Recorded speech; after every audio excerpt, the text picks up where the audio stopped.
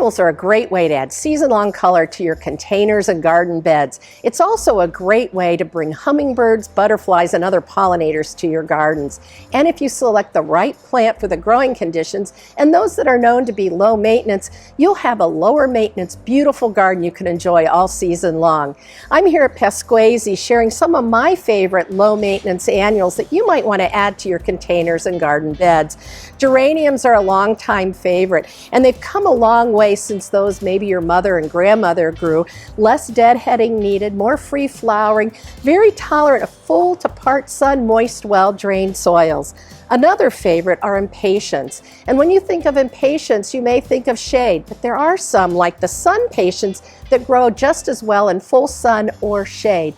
And one of the best things is they're resistant to downy mildew, that disease that wiped out many of our impatiens a few years ago. So you can plant them with ease in sun or shade, containers or garden beds.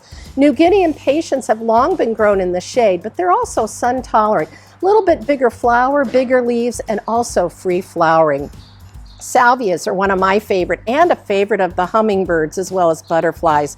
This is an anise salvia and the flowers are huge.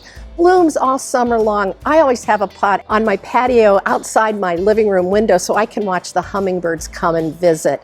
And then also I like the mealy cup salvia, awful name but beautiful flower. Great for cutting fresh, great for cutting dry as well, and easy care just like the anise salvia.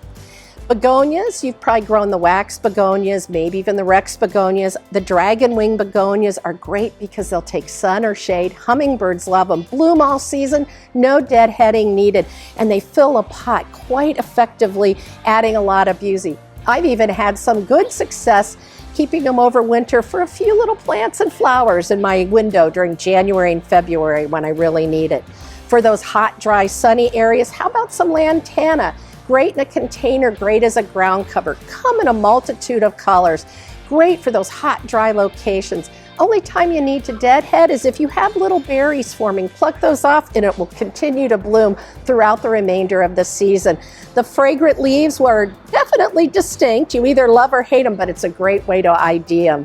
And don't forget about coleus, another one that we traditionally grew in the shade, but now there are so many that tolerate the sun. The big leaves of Kong, the interesting color of wasabi, or some with variegated leaves and lobed leaves that are just adding a lot of texture and interest in the sun and shady locations in your garden. As you can see, there are many choices available. Just pick those suited to your growing conditions and you'll have a season of beautiful flowers.